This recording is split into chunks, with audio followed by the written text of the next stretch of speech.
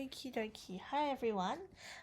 So today we'll be going through our Methods 3-4 lecture together. So my name's Michelle and I'll be kind of taking you through this lecture a little bit. So hopefully you're all in the right lecture and we can get started. So my name's Michelle. I graduated in 2018 and my VCE subjects were mainly maths and science subjects, and then I did mainstream English as well.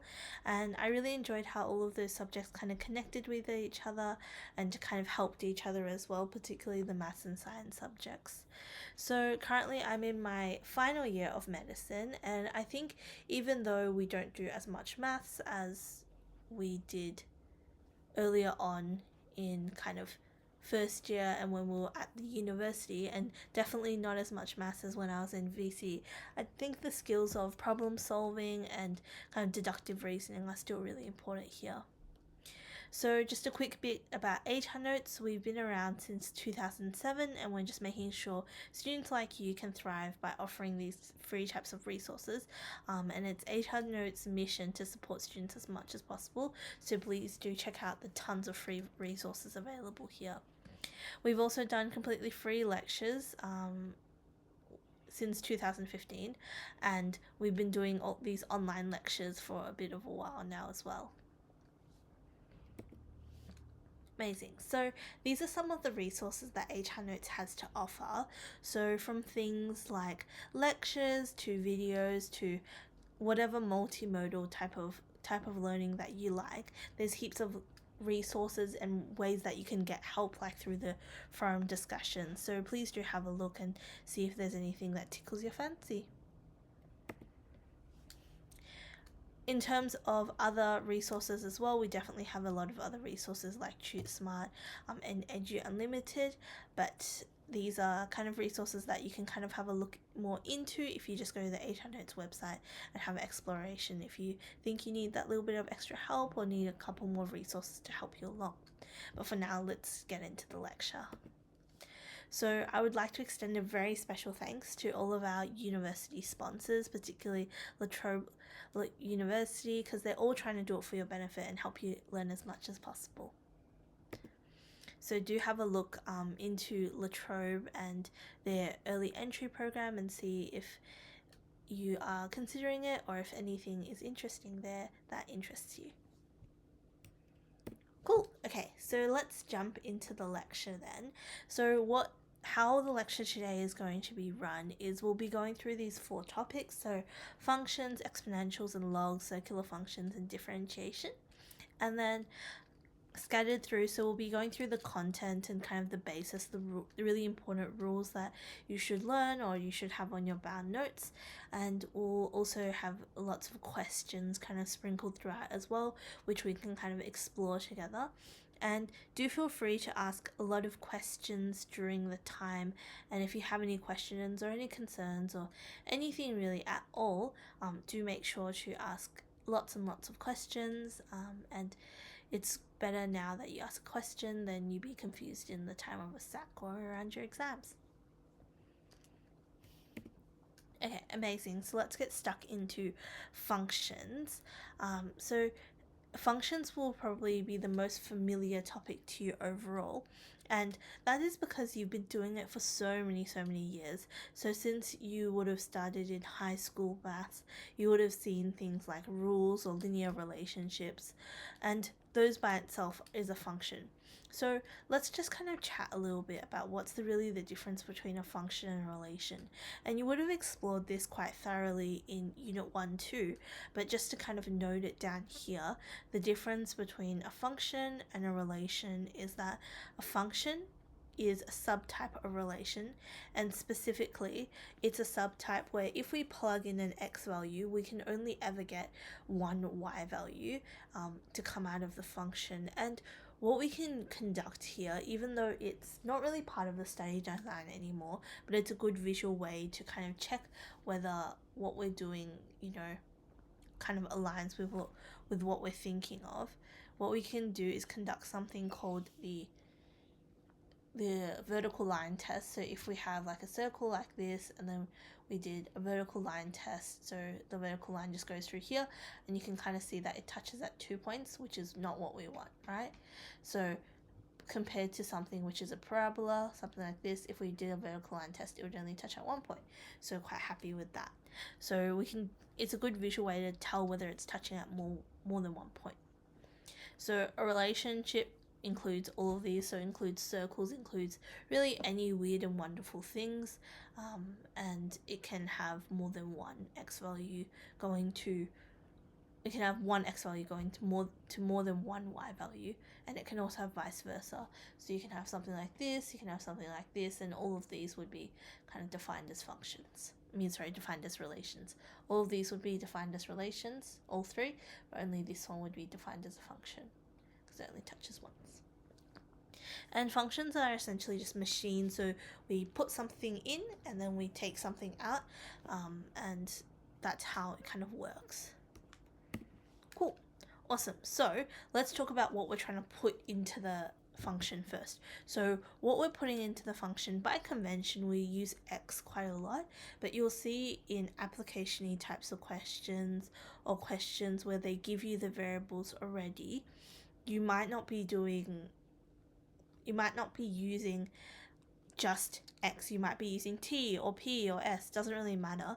But if they do give you a specific variable that they would like you to work with, then it's quite important that you do use that variable and make sure to use that variable throughout. Kind of in the same thought process, if you introduce a variable at any time, which for example you say a or x or whatever, and it's especially if it's part of an application type of question, or they've told you certain things like, I don't know, if you had a court that was being formed and they told you the length, they want to maximize the area of the court, kind of those types of questions. And you said, okay, x equals to this, y equals to this, blah, blah, blah, blah, perimeter equals to this. So you gave them all this information, and then you ended up with, let's say, x equals to 25 is when you kind of get the maximum area. So that's good and all, but you haven't really told them what x equals to, so it's really important to kind of restate at the end that, okay, so that means that my width would have to equal to 25, and then my length would have to equal to 50 or something. So it's just important that you use the values they give you. Okay, so what we're trying to input is called the domain, and what we do is we kind of input the domain into the function, and what gets spit out is the range. So the range is the set of y values, or whatever your dependent value is called in this function, and it kind of just outputs the range of values. So domain is the input, and then we have range, which is kind of like the output side of it. Now, let's talk about the notation that we have to write it in.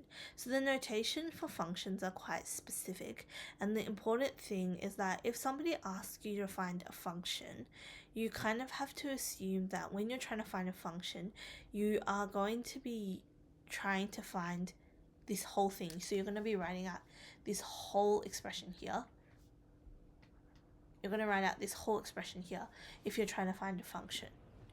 If you're trying to find the rule of the function, or the rule which represents it, or they mention something like the equation or any kind of that type of wording, then all you need to write is fx equals to blah, and then you're done.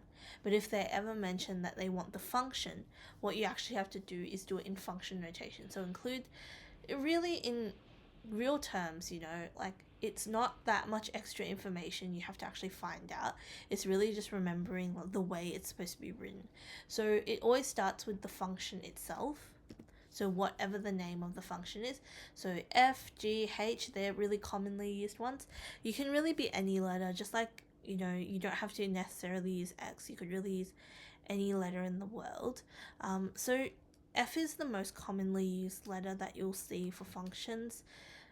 G, H are also used not uncommonly. You might see P, especially when we talk about polynomials. P of X is also used quite a lot. But like I said, you can really use any letter. And then the next part, so that's the first part, so we need to make sure we write the letter, and when we kind of move on to composite functions later, or when we have inverse functions, it's important, so you just basically write everything before the brackets around the x, or the brackets around your independent term. So if it was f of g, then you would write f of g like that.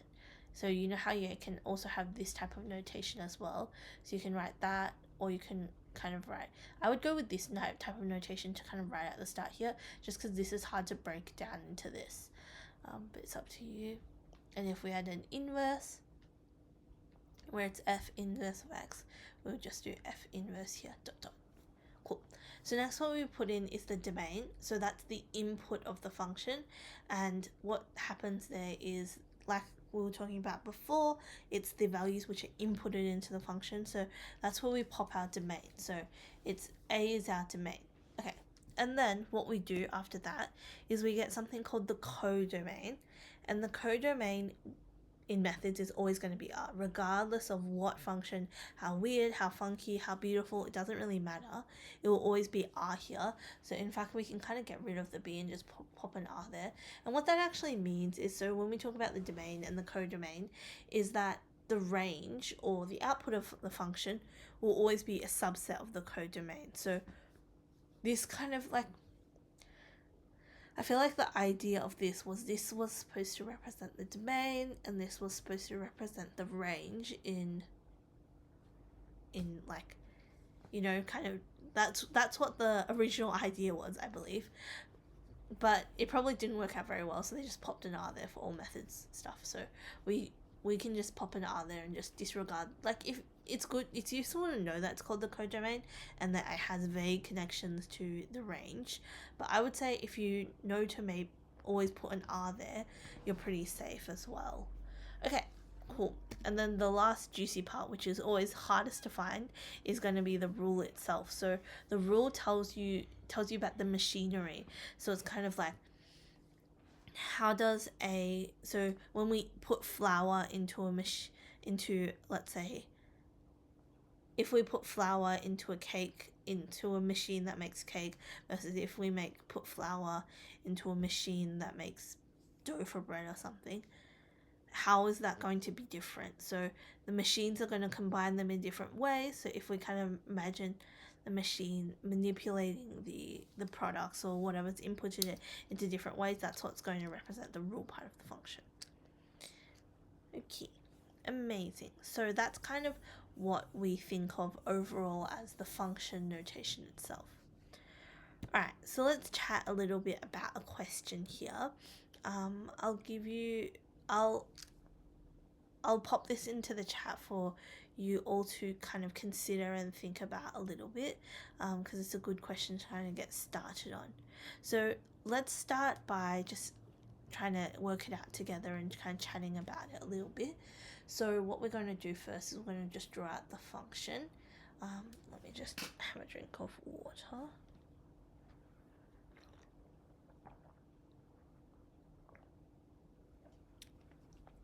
So we're going to draw out the function first, and importantly, this is something I just recommend for essentially as soon as you see something which is non-linear and has an inequality of some sort, my first recommendation, first and foremost, is going to be you must draw it out. Because you can say that you can predict what's going to go on and all that kind of stuff, but I really do recommend you just draw it out, because it's going to make your life a lot easier and you can just visually see it, especially if there's a multiple choice question, because you can just draw it on your calculator and then you have something easy to refer to. Okay, cool. So we could pop this onto our calculator to draw it, but it might even just be faster for us to draw it. So let's draw a little bit of a parabola. Sorry, my parabola is a bit wonky on the side, but that's okay. Alright, so we have 0, 0 here. Alright, so then we kind of look at what the question is asking. So it's asking us about the range of f, and importantly, they've given us a domain to kind of consider. So we know that the dom of f is going to just be negative a to b. So that's our domain of f. It's going to be negative a to b. Alright, So we also know that b is bigger than a. B is bigger than 0 and a is bigger than b. So if we tried to dot in what a and b would be, no pun intended, let's just say that's b and that's a. Cool. So then we also need to find out what negative a is, as negative a should be an exact reflection across the line x equals to 0, right? It should just be a reflection along that line or a reflection in the y-axis. So that's negative a there. So because this is a parabola and negative a squared would equal to a squared, i.e. just equals to a squared overall, we can see that these two would be the same point, right? Right. So we have those points. Now, the actual points we're going to be working on is this point here and this point here, right? These 2 points is other points that we're going to be considering here. This one is not really included in our domain. So what we're going to do is we look at this one. This is an open circle, right?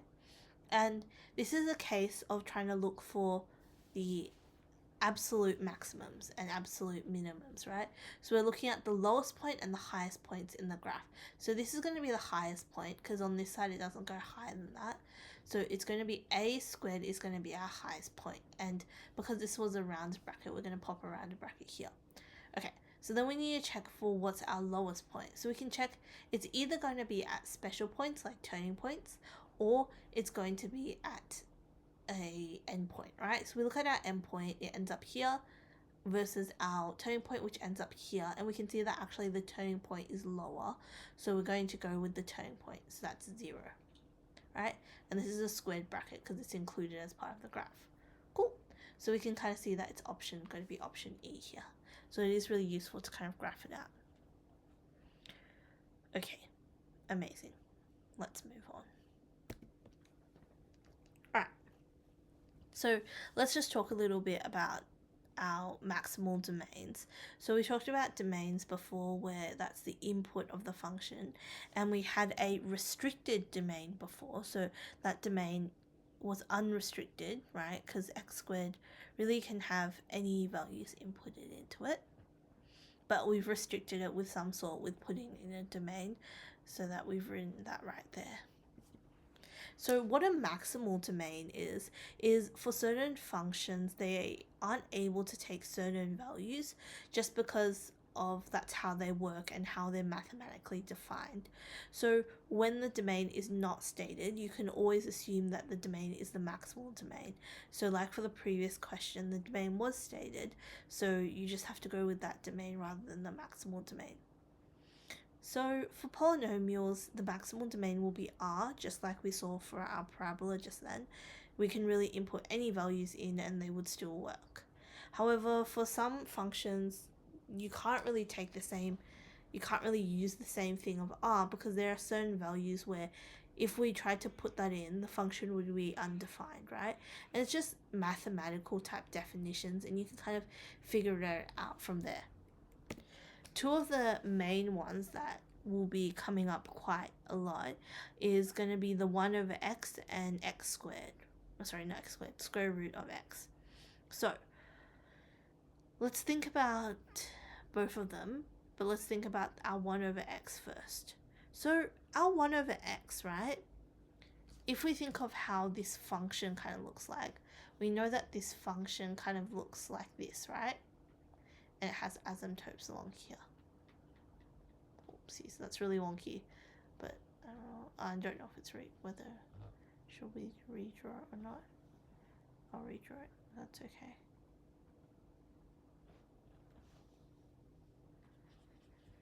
Try to redraw it with better asymptotes.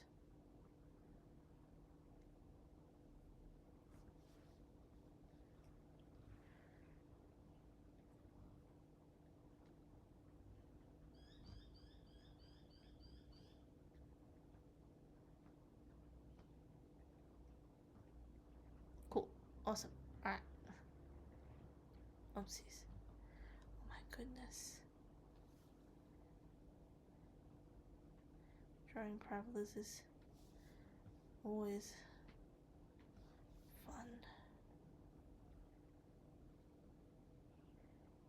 Okay, finally. Alright, so that's kind of what it looks like. And we can kind of see that there are going to be asymptotes at x equals to 0 and y equals to 0, right? So what we see here is we can see the asymptotes here, and with asymptotes that evidently means that one of the numbers won't be able to be accepted. So what we're going to do here is we kind of think of it mathematically, like what wouldn't work with this function, right? So we can kind of go through all the values in our head of what wouldn't work, and we kind of figure out that 1 over 0, right? 1 over 0 to us is going to be undefined, as we would know. So it's going to be undefined, which kind of gives us a little problems, right? Because that kind of corresponds to what we think our function looks like. So that's going to be undefined. So essentially what you're going to do here is that anything in the denominator cannot be equal to 0. So when you have a function like 1 over f of x, right, you're going to actually try and solve for f of x equaling to 0 to really actually find the asymptotes and where they're located. And that works for any function you basically put at the bottom. And even when we have like when we have quotient functions where we have like h of x over g of x, what we can try and do is find what the factors of the g of x are, i.e. we can solve g of x equaling to 0 to kind of actually give us what factors can't be included. And I guess this is a bit of a fun fact which might come up in quite a tricky and exam 1 question, but if you have hx being able to be divided by g of x, so for example if you had a common factor between the two, so the factor would cancel out top and bottom, but there would be an empty circle left there because in the original function it still wouldn't be part of the function overall, right? Because it would still make the denominator 0. So we just leave an empty circle there rather than actually putting something in. Cool. Alright. Let's talk about root x. So we think to ourselves, alright, with root x, we have to think what under a root would not be defined, right? So if we kind of go through our number system again, we think, okay, broadly speaking, we think about positive numbers, right? We're like, okay, positive numbers work. What about 0? Because 0 was the problem last time. Okay, 0 should work because root of 0 is just 0. Okay, what about negative numbers? Oh, that doesn't really make any sense, right? Because no number squared is actually going to give you a negative number. That is subject to us not working in the complex plane, obviously, but we in methods work just in the real plane, and we just keep it that way, and we don't need to consider anything outside of the real plane. So what we kind of do is we say, alright, so that means that negative numbers can't be included, right? So we're going to say to ourselves that therefore the square root cannot be less than 0. So in reality what that means is if we had a root of f of x, we would have f of x is smaller than 0, right? And then we would just solve for that and exclude all of those values. And yeah, because it's smaller than 0, also that means that you'll have to graph what f of x by itself is, right? Especially if it's not a linear function. And 2, you'll actually have to solve f of x equaling to 0 as well, because you first need to find values before you can kind of decide which side of the inequality it will be on. Alright, a couple more that we want to chat about. So logs and tans, they are kind of black sheep of their own families, but they're useful ones to know, and in fact I find that those two functions are quite useful in a lot of aspects. So let's talk about our log first. So if we consider the graph of what a log looks like, it looks something like this, right? That's what our log looks like. So right away from our log, we can kind of immediately tell that we're going to be working with numbers kind of 0 to infinity, right? Well, 0 to infinity, not including 0, right? But if we didn't know what it looked like, we think of a log as a power, right? So if we had a power which was infinitesimally very small, as in very almost negative version of small, or if we had like a 1 put in here, right? Because this is essentially going to be the original, kind of like power complex, right? Because remember, if we have e of x equaling to a, then we have log EA equaling to x, and this was the original output. So if we mean that, that means that e of x, right, has to equal to something. So e of x has to be able to be equal to that something, right? Oh, sorry, e of whatever the thing is, e of, let's say, e of a has to be able to equal to x. But we can see that e of x, right, as a function, it never touches 0. So that means that x cannot be 0, right? And it never goes on the negative side. So that means x cannot be negative either. And essentially when we get a negative log, what we're implying is that something to the power of something equaled to a negative number, right? And because we're working with like all positive numbers currently, so we're assuming, we know that e is positive, it's like 2.7 something, and we're assuming that, oh, I guess you can try to not assume that x is positive. So if we try to pretend, all right, let's try and find out what's going on here. So if we did x is positive, then all is happy, we get this side of the graph. If we tried when x is negative, what that actually means is that e to the power of something, whether positive or negative, so it could be e to the power of -1 or e to the power of 1, right? That's going to equal to a negative number, which we can tell is not possible, right? Because even if you put an exponential to a really, really, really, really big negative number, it's not going to turn negative. It's just going to become infinitesimally small instead. Cool. Alright, so let's talk about our tan function as well. So tan function, once again, it does have asymptotes. And why we have asymptotes, it kind of comes back to our 1 over x type theory. So tan is sine x over cos x, right?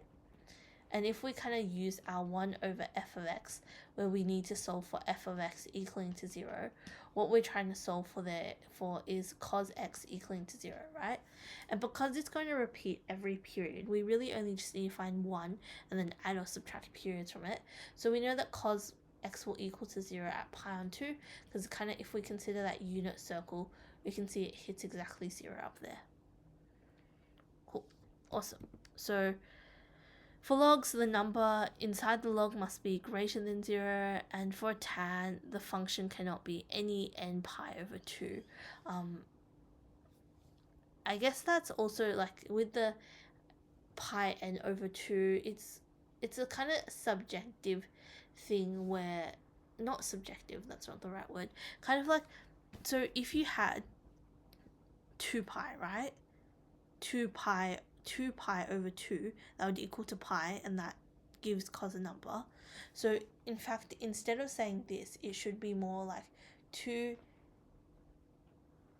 plus 1 pi. Oh, sorry, not 2n plus 1. 2n pi plus pi, right? Or pi 2n plus 1, right? Because it's all the odd numbers of pi is what's really actually going to get you the 0 down there. So just be careful about that. Okay. Alright, so let's move into chatting about a question now. So when we look at this question, let's have a go together. So what we want to do is we want to find the maximal domain of this question, right? We have two kind of components to consider here. The surd up the top and this denominator, right? So what we can do is actually just consider them separately and then bring them together afterwards.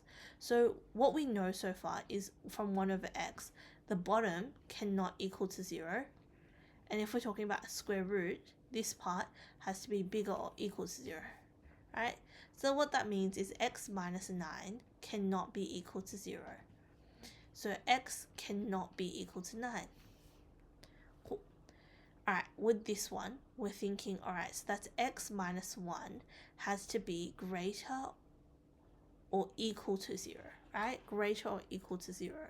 So what that actually means is x will have to be greater or equal to 1. Okay, so now we have these two types of conditions, and what we want to do is kind of conjoin those two conditions together, right?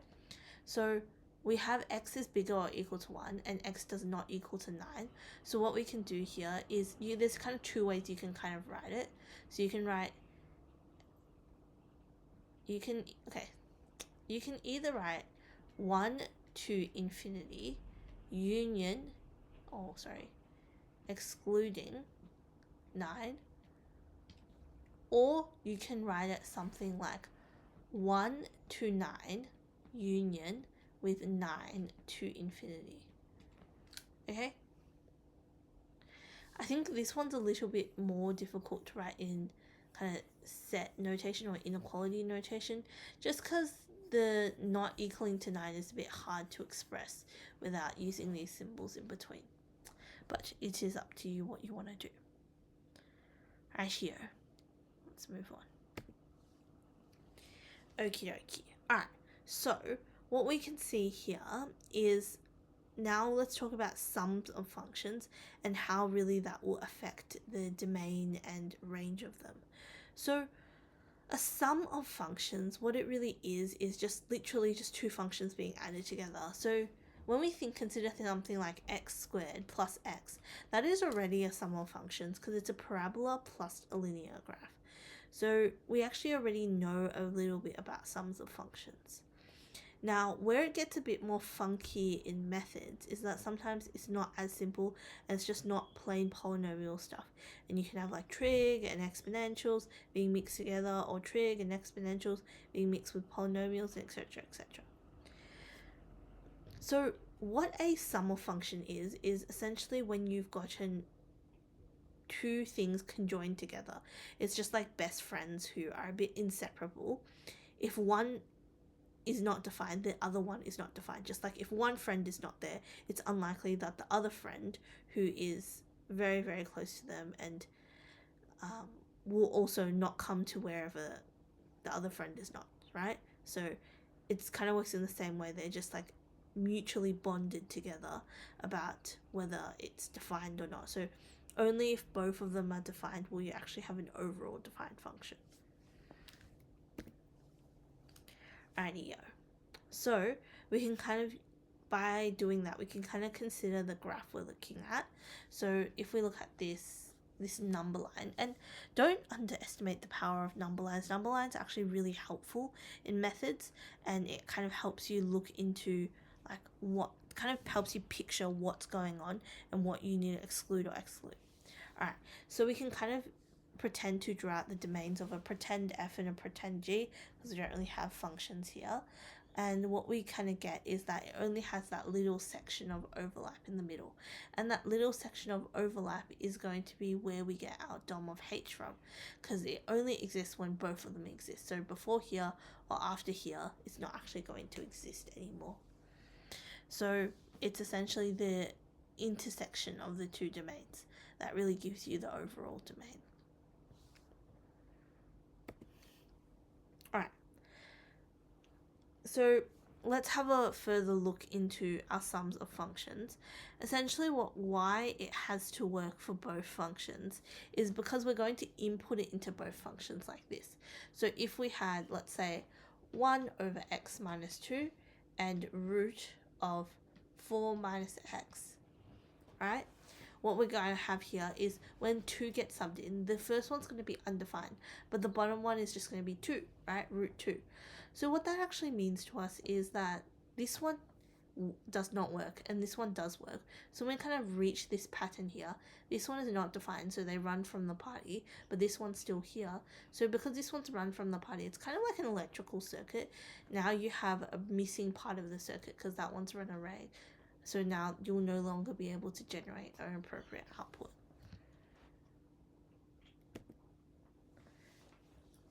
Okay, now let's talk about a question on this.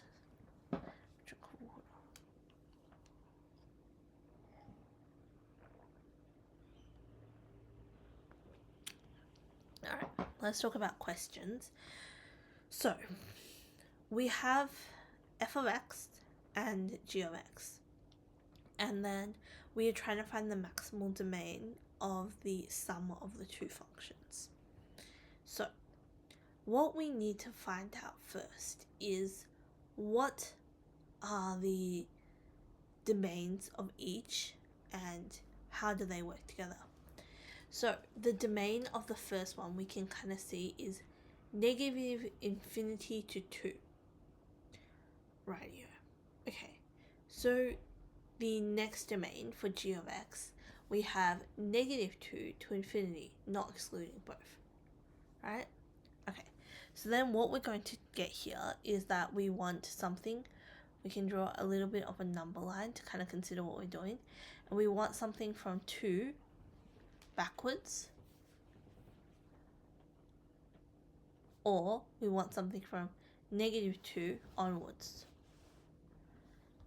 And we can kind of see where the sweet spot is in terms of which section we want. So that section includes all 3 lines, so we're pretty happy with that, and that's going to just give us what our overall maximal domain is. So then when we do that, we can see that this one we said is 2 and this one we said is negative 2. Say that's 0. Okay, so remember the brackets are also really important. This one was originally a square bracket, so I'm going to just leave it as a square bracket since it's the top one.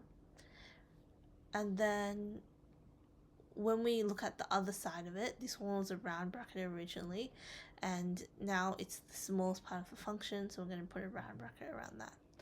So essentially we'll get option D, negative 2 to 2. Alright, so let's talk a bit about composite functions now. So what a composite function actually is it's a function inside of another function. And what we can do with that is, so remember we talked about our function notation before and how I talked about an f of g of x. So another way to write this as well is just fog f.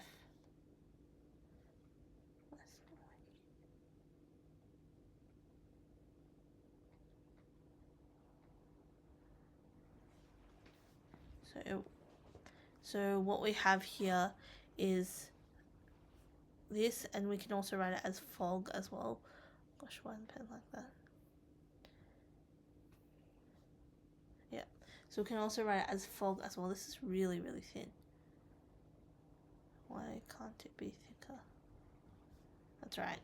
That's fine. So you can also write this as fog or F-O-G. Well, that's better. Why wasn't it working before? So yeah, you can write it that way as well instead of this way. And I think that this one's actually the one published in VCE papers now. So what actually happens in a composite function, it's kind of like something going through 2 machines, like double deep frying your chicken, or deep frying and then wok tossing your chicken, or like just cooking it another way, or shredding your chicken, like cooking your chicken and then like re-majigging it when you put it into like a salad or something. Yeah, so what we're trying to do is we get something into a function, right? And then we get whatever's outputted from that function and put it into the outside function. So an important thing here, even though it might seem a little bit confusing, is what we want to do is kind of jug it along in terms of 2 types of trains. So what happens is we essentially will get it going from one function to the next function. And we can talk about it a lot more when we have the beautiful diagrams coming up in a couple of slides. Alright, so let's talk about trying to write down the rule of this, and I'll just pop this question into the chat.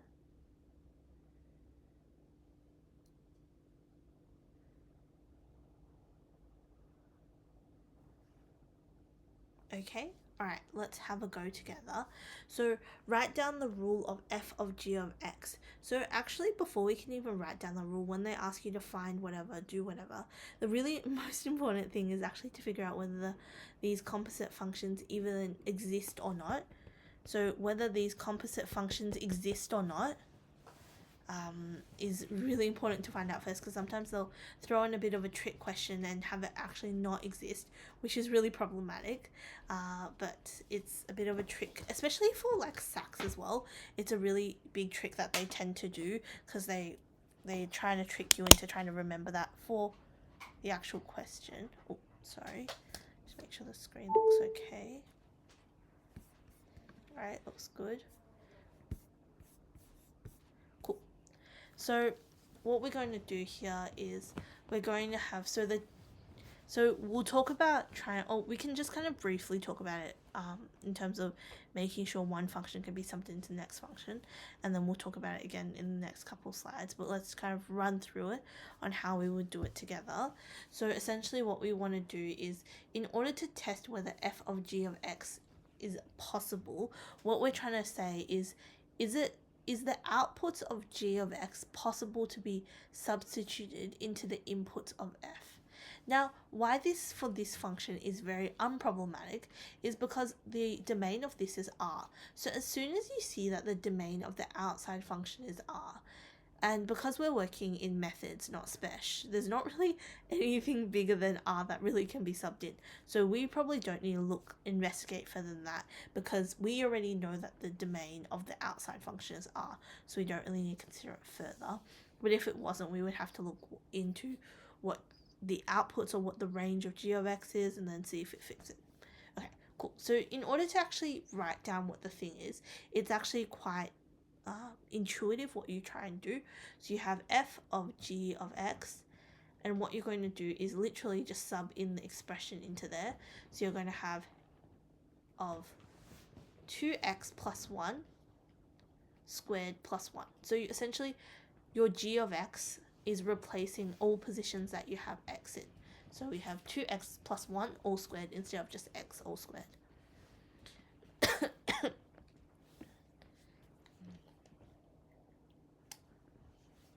Okay, so what we're going to get here is going to be 4x squared plus 4x plus 1 plus 1, right? Which is equivalent just to 4x squared plus 4x plus 2, right?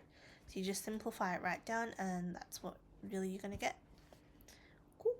Awesome. And then you can just leave it like that, unless they ask you to do a specific type of form. Alrighty. Okay. So, like we kind of talked about before, functions are machines, and now we have the beautiful diagram that we can kind of talk about together. What we're trying to do is essentially a composite function is just two machines back to back. So when we talked about h equaling to f of g of x, what we're having is just two machines back to back. So if we kind of look at this, what this actually means is that all of the outputs of g have to go into the f. So in order for this function to be a function, once again, we have this buddy system. So if it can't, it's kind of like trying to fit a square into a circle hole. Like, you know, all those games where like you had to like fit all the shapes into like the correct holes and stuff. Or like the saying that, you know, like one of those like real cute sayings about like you are the circle in like a whole like, I don't know, a whole group of like triangles or whatever. It's one of those things. So like, because essentially a square won't fit into a circular hole, what we actually need to do is manipulate into a circular shape so it fits through. Not great for talking about conforming, but you know, in the world of mathematics, unfortunately, we do have to conform to what we really need to do here. So what we have to do is change the stuff coming out of G to actually fit into what's coming to F. So i.e., what that actually means in terms is the range of G must be the subset of the domain of F. So range G, and we can use our symbol for subset,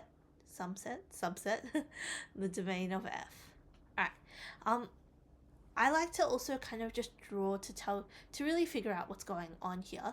We can kind of draw out, so this whole machine is going to be our H, but if we talk about our G and our F coming in here, so what happens here is we sub in the dom of G, and then the range of G comes out from there. And what we should be summing into here is the domain of F, right? We need this to conform to this. Now, if those two things aren't the same, what we're actually going to have to consider is how that changes the range of f. So if range of g is going to be smaller, as in there's less numbers, or it just like, say that was 1 to infinity and the other one was 0 to infinity, then it's going to change what the output here is. So the range of the overall function is going to be changed to something smaller. If the range of g is bigger than the dom of f, you're not going to have a defined function, and you're going to have to manipulate it until it actually fits within it. If it's equivalent, that's really the only scenario where you kind of just look at the two ends and you can get the domain of the range of the composite function. Otherwise, there needs to be some type of manipulation throughout the process. Okie dokie. Alright, so this kind of gives us an important thing of the real kind of summary of this is, in order for a composite function to exist, the range of g must be a subset of the domain of f. And that is a sentence that you can just regurgitate onto your page to kind of prove that it works or not works. Alright, so let's talk about this. So now we have similar functions to what we were dealing to before, a bit more complicated I guess, but they're asking us whether both ways it exists. A really good method for doing this is, especially if they're asking whether both ways work, is to kind of do this table method where you list out, you kind of talk about what's the domain of f, what's the domain of g, what's the range of f, what's the range of g, and how you can kind of just set it up is something like, oh, let me try and draw this so it's a bit actually nicer.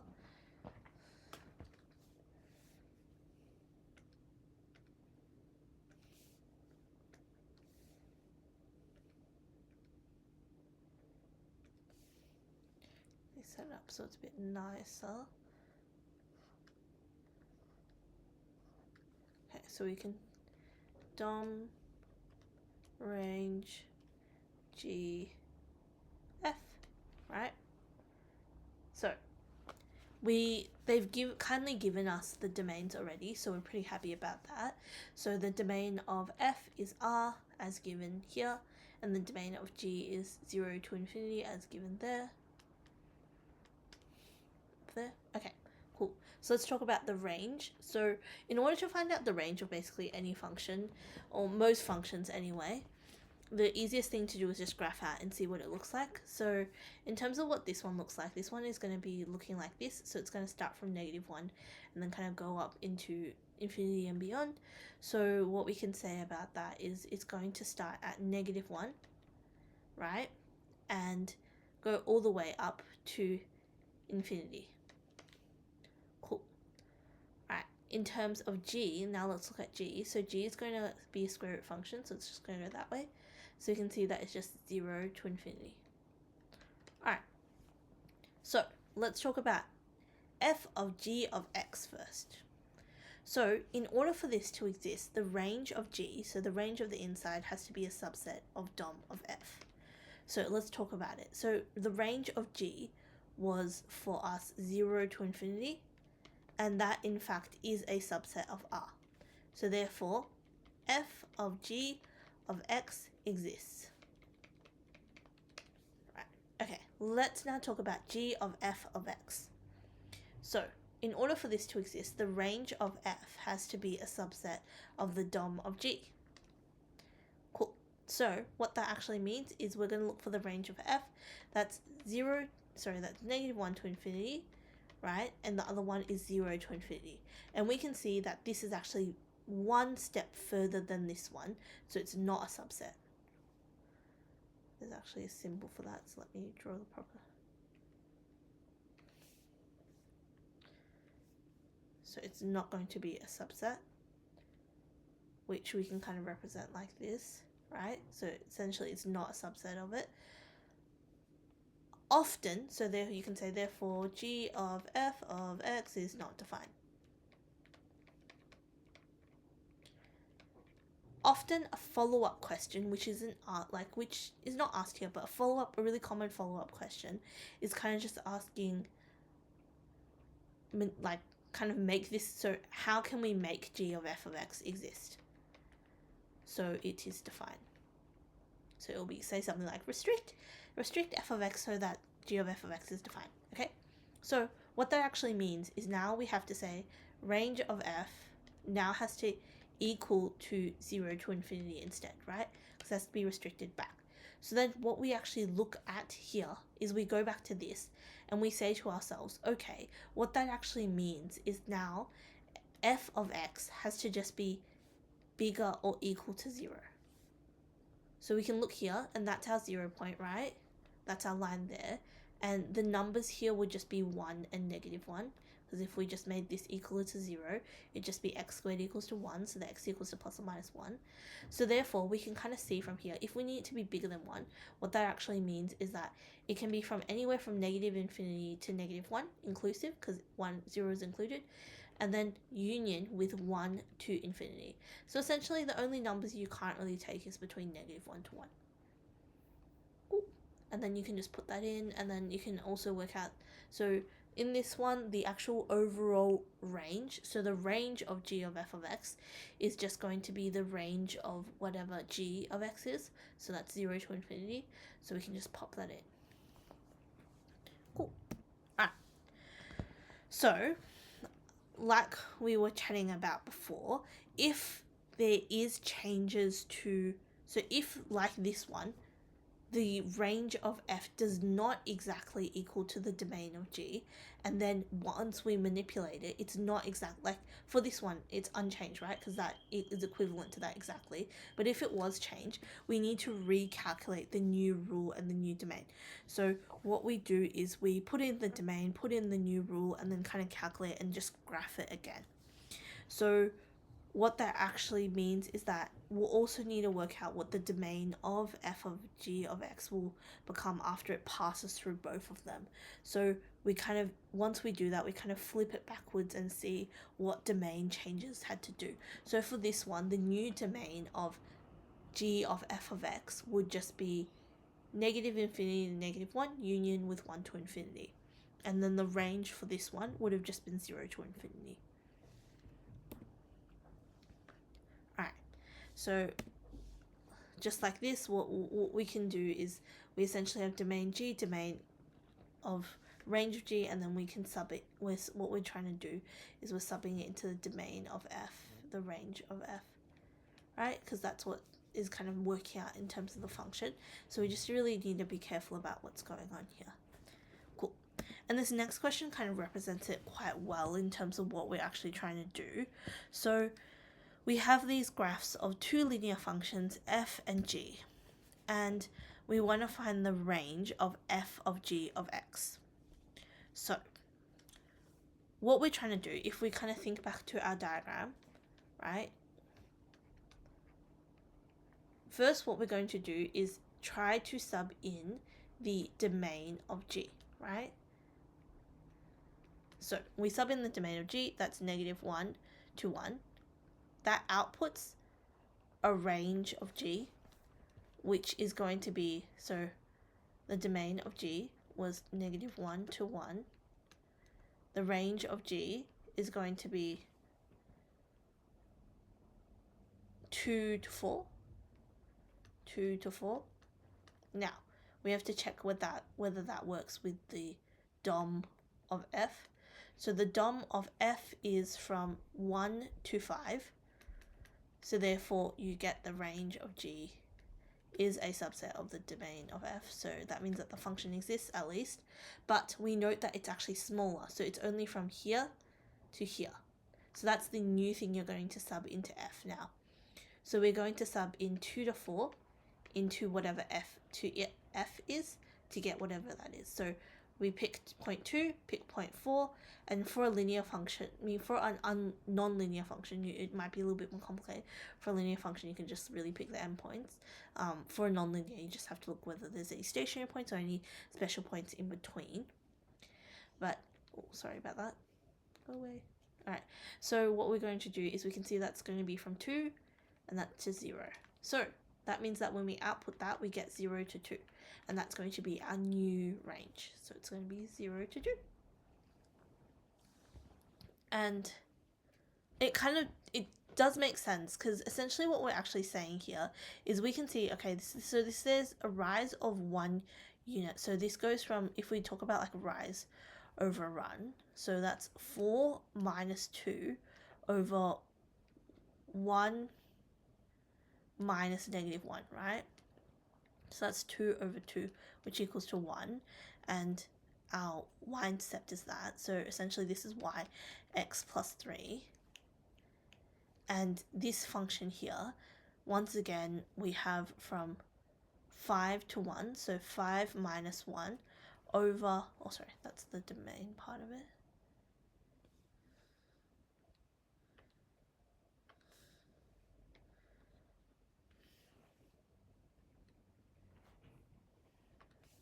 Essentially what we have here is going to be 5 minus 1 over negative 1 minus 3, right?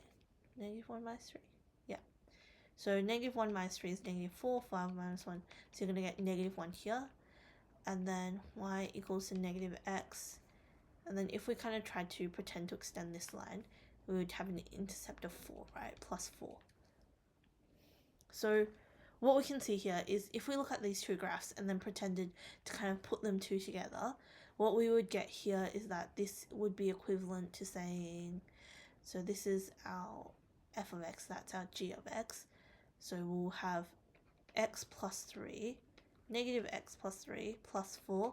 So we would get negative x plus 1, right? So we can kind of compare what we're trying to do here. So what we're going to sub in at the very start is negative 1 to 1, and what we're going to get is 0 and 2. So if we subbed in negative 1, we would have gotten 2, and if we subbed in 1, we would have gotten 0. So it kind of works out in the end. Alright, let's talk about inverse functions now.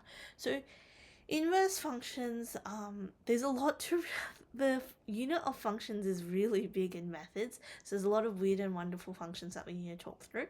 But inverse functions are kind of a subtype. So essentially an inverse function is just a opposite of the operation with that. So remember, functions are machines. So it's kind of like if a function was let's say if a function was a sewing machine, then and the inverse function of that would be a stitch breaker, right? So it's kind of like the opposite of that. Or if a function was a like doing construction, then the inverse function would be a house demolisher. So it's just trying to kind of reverse what's previously been done to it. So like this, talking about this here, doubling a function, halving a function.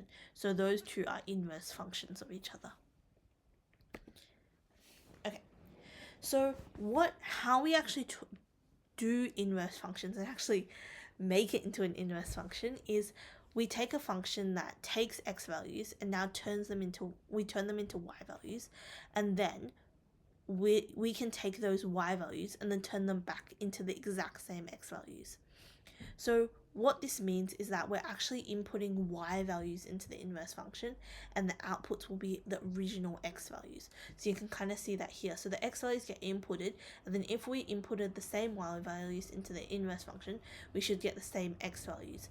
So what that really means is that there's a relationship between the domains and ranges of the function and the domains and ranges of the inverse function. Okay. So let's chat about how we actually do this and actually write out and do the inverse function.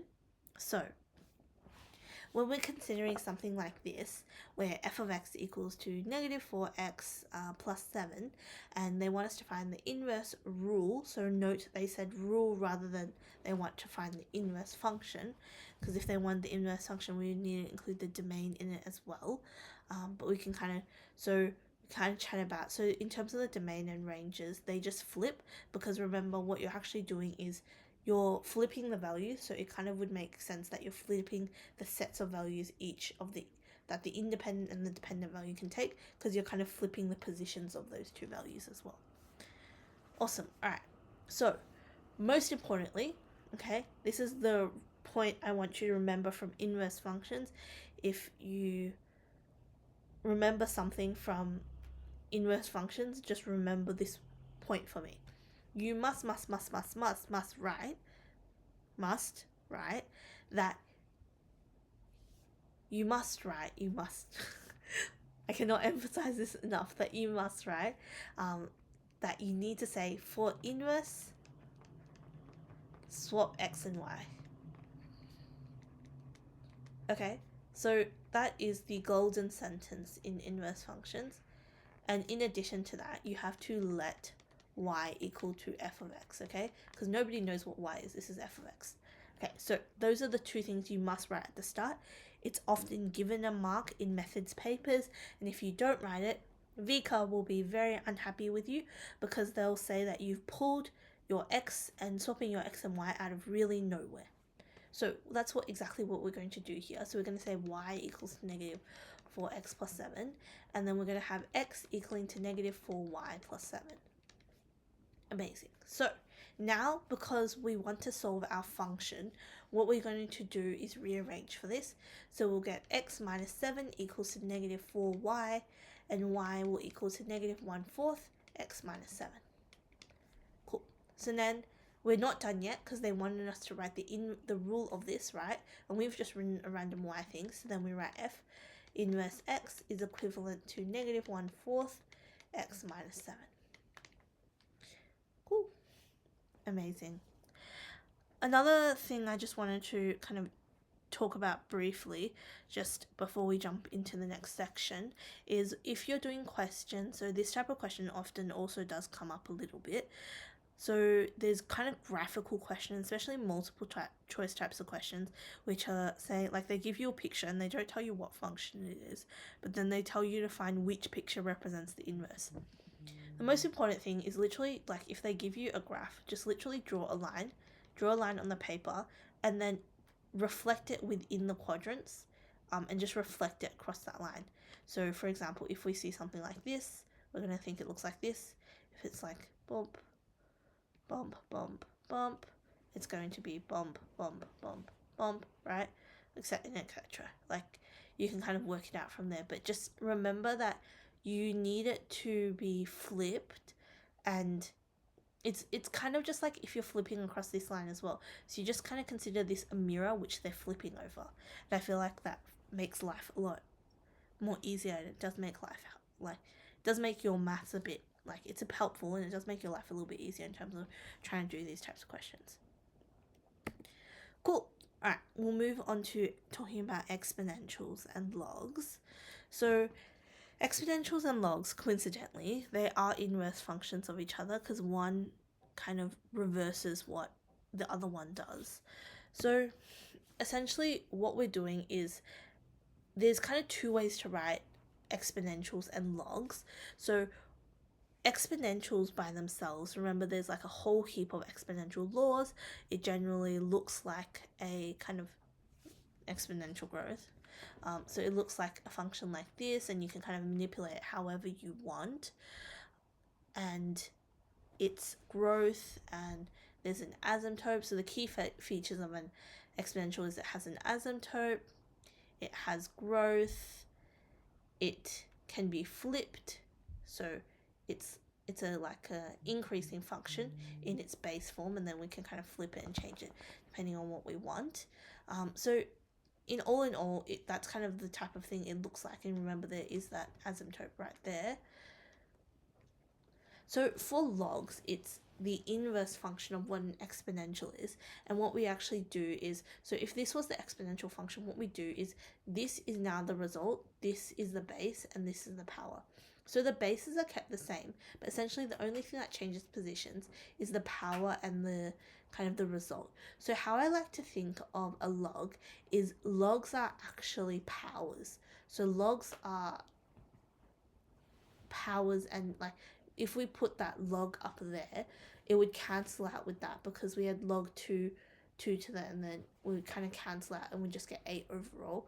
So a log is a power, and an exponential is kind of the opposite of what happens. So like they're exact opposites of what they're trying to do, and that's why they work well together as well. So another way to phrase what a log is what powers do I need to raise the base to in order to get what's inside? So like I said, they are powers.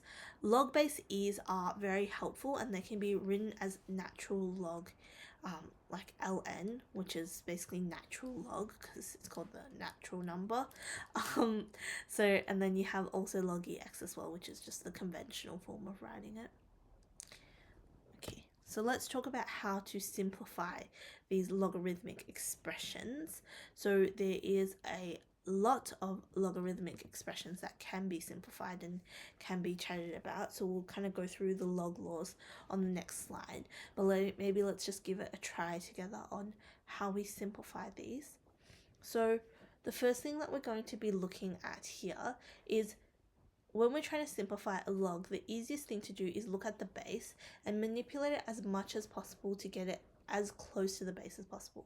So we know 16 is just 2 to the power 4, so we can rewrite this as 2 to the power 4.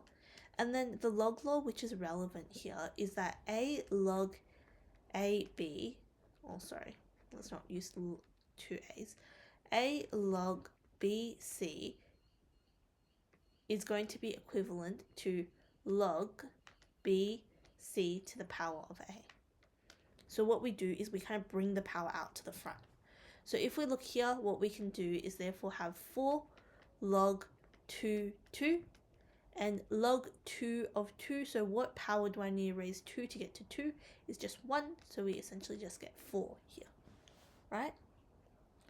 Alrighty, so if we do the same thing here, so log 9 3, we'll have log 9, and we'll have 9 to the power of, so what do we need to do to 9 to get to 3? We need to take it to the power of a half.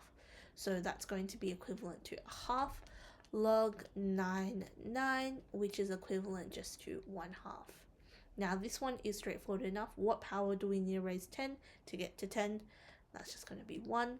And then if we look at this, log 2 negative 8.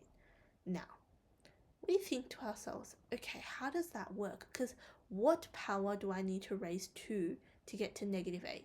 Is there any point where I can raise 2 if we consider the exponential form of it and we have 2 here? So that's going to be when it's equal just to 1, and that's going to be when it's equivalent. So that's 1, it's 2.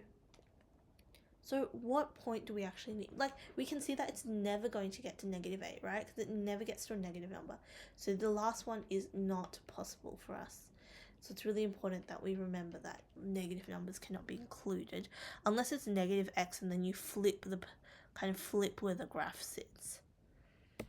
Okay, so these are the log laws that I was talking about before. So it's really important to have this somewhere in your notes, definitely, because especially having it in your exponential section of your notes, I find it's really helpful because you can like flip to it, refer to it throughout the year as well. And just having a concise section of them really makes life easier. So if you want to take these log laws or just take it from the formula sheet or find the ones on the formula sheet and then supplement them or take it from your textbook, it's kind of up to you, but I would say definitely have a copy. Okay. So let's kind of chat through the log laws. So if we have m to the power of something, what we're going to have is just p times log am, and that kind of just relates to the third law there, log am plus log an equals to log am times n.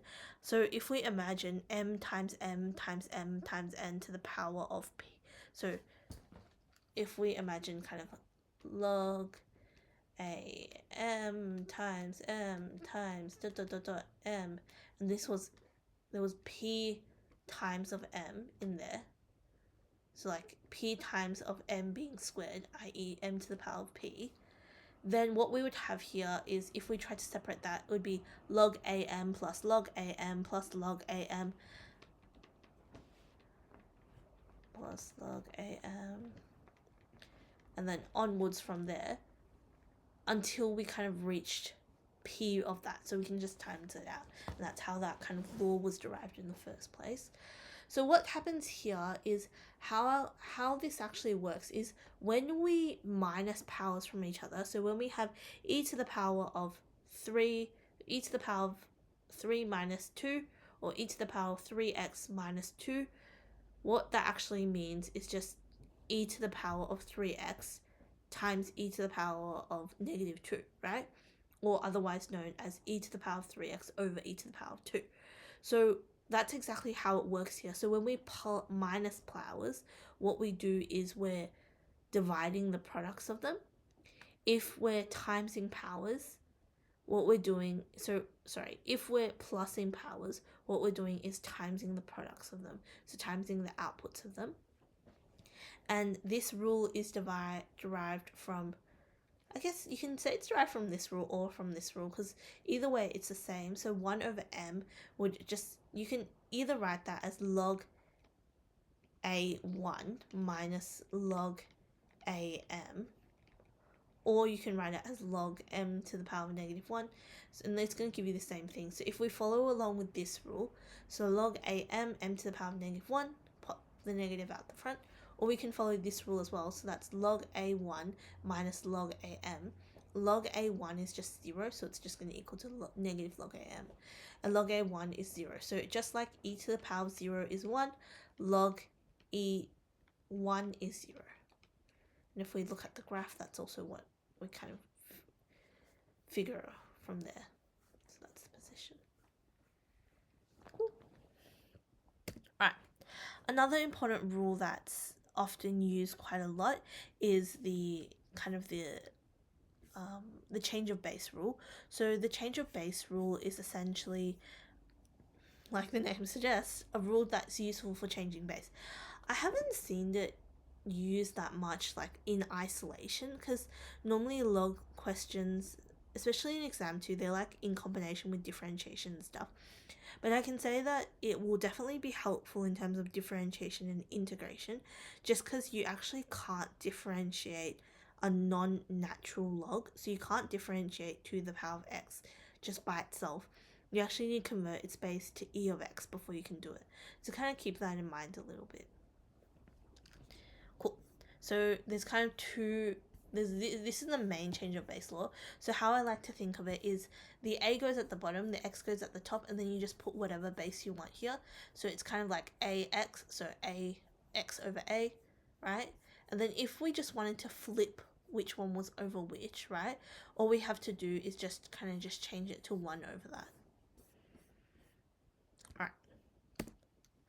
Okay. So let's chat about this question a little bit then. I feel like this question's a good question considering it's a big question in the first place, which is always very exciting. So let's kind of talk about how this works. So the expression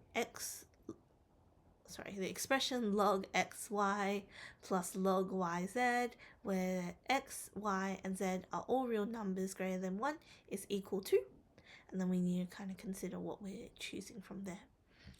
So the first thing that we kind of can notice from this question is that there is a changing of bases throughout this question for most of these, right? So we have yz here, yz here, yz here.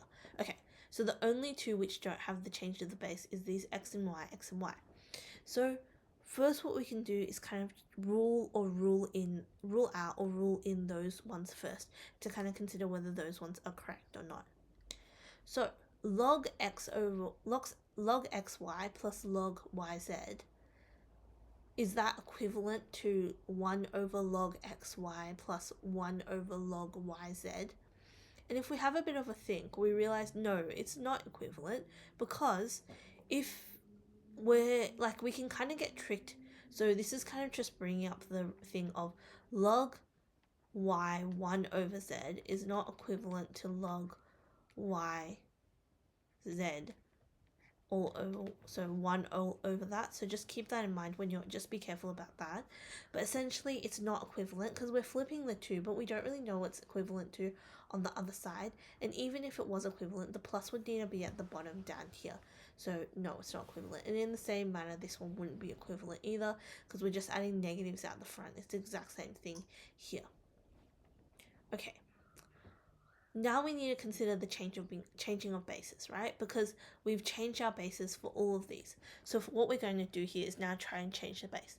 So we're going to pop the y at the top, and we're going to try and change it so we need y and x to be together. So we might as well just change the bases all to y here. So we have log y over log y x, and we could have used the second rule here, but if we didn't remember it, we can use this one, plus log, then this one has z here, and we need z there, so we can do z over log z y, right?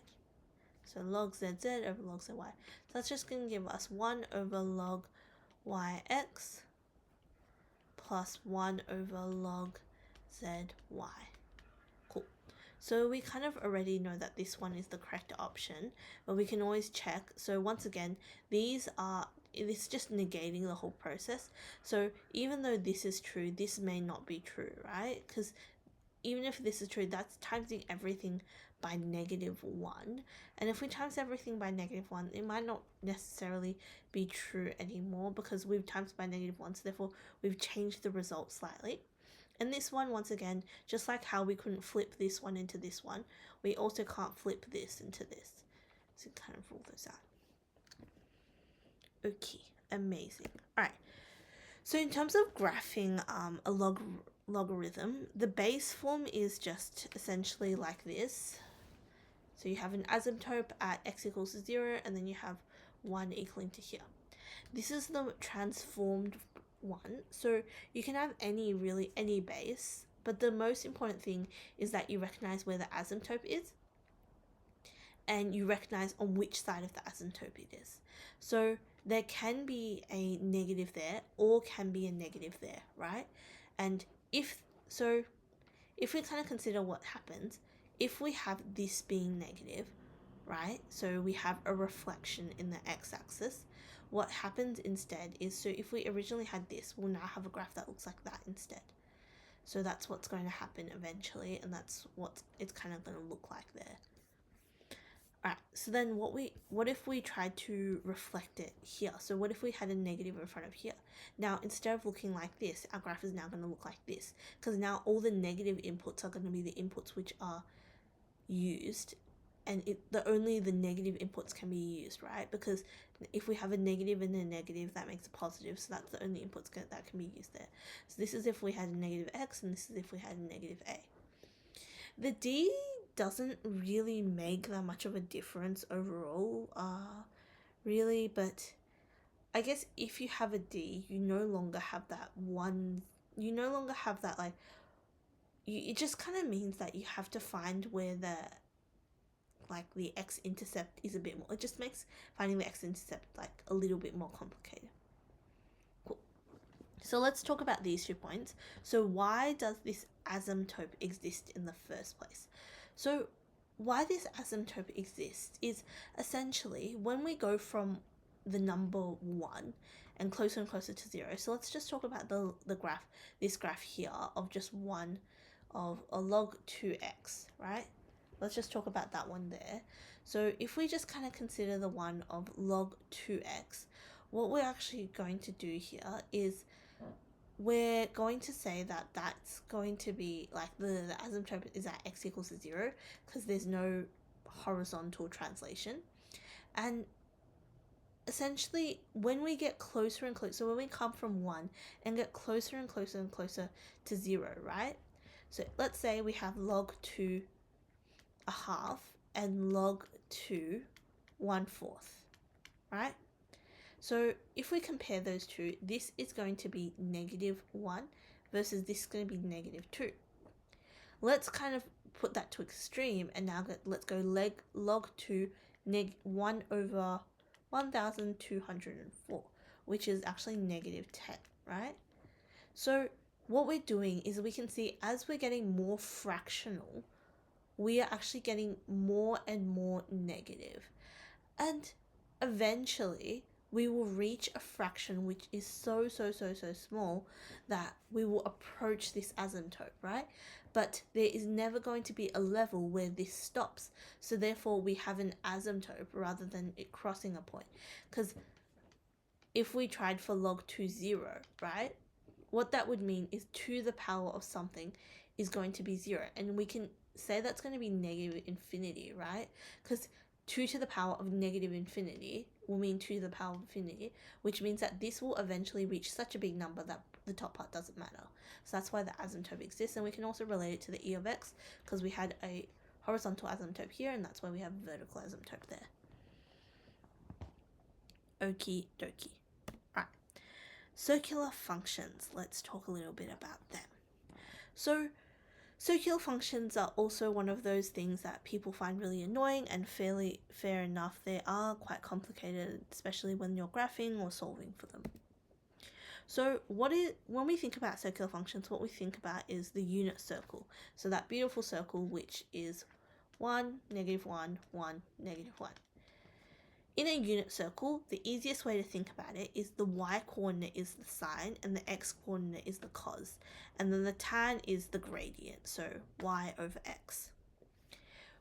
In methods, we just use radians for angles, okay? Like in 1, 2, you would have used degrees sometimes, but for 3, 4, generally everything is in radians. So if your calculator is still in degrees, I would recommend for you to pop it into radians, and then just be careful about whenever you see questions about angles or anything, just be careful about what they're actually asking and whether they're asking for radians or whether they're asking for degrees in the first place.